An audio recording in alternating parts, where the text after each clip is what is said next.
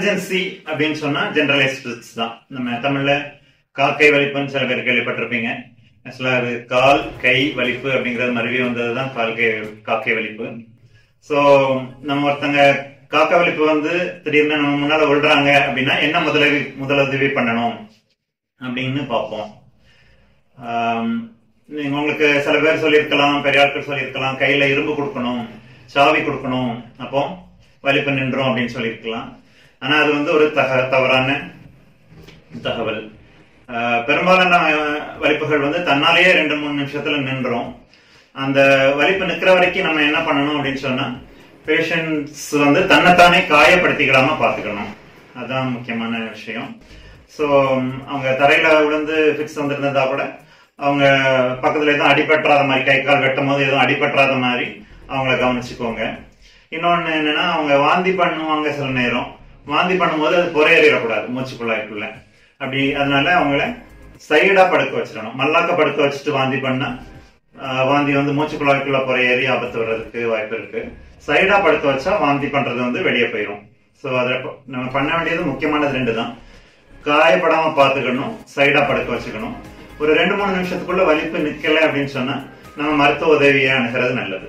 யாரையாவது call for help, பக்கத்துல இருக்கிறவங்க ஹெல்ப்புக்கு கூப்பிடுங்க, ஹாஸ்பிட்டல் கூப்பிட்டு போங்க, அதுதான் நல்லது.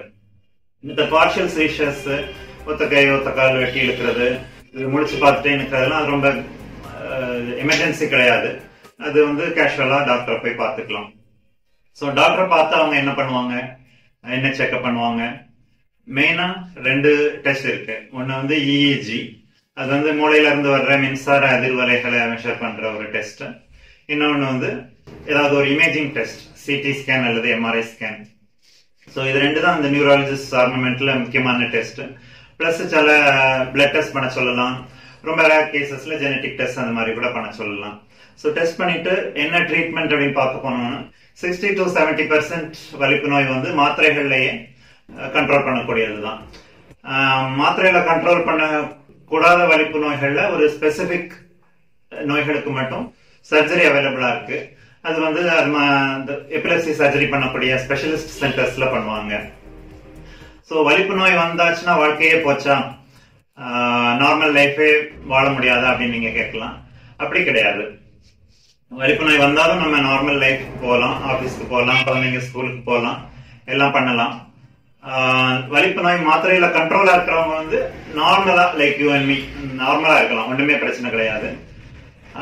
அப்பப்ப வலிப்பு வர்றவங்க மட்டும் கொஞ்சம் கவனமா இருந்துக்கிடணும். எப்படின்னா, தனியா தண்ணி கூட போகக்கூடாது, உயரத்துல ஏறி நிற்க கூடாது.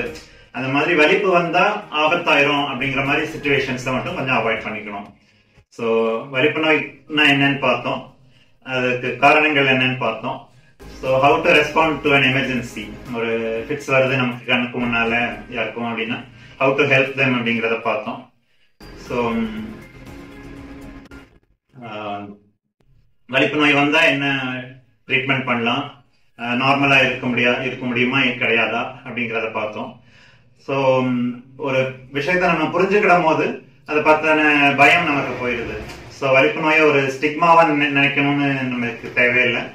வலிப்பு நோய் வந்து just like diabetes, hyper tension, நம்ம வந்து மருந்து மாத்திரைகளால கண்ட்ரோல் பண்ணக்கூடிய ஒரு நோய் தான். So thanks.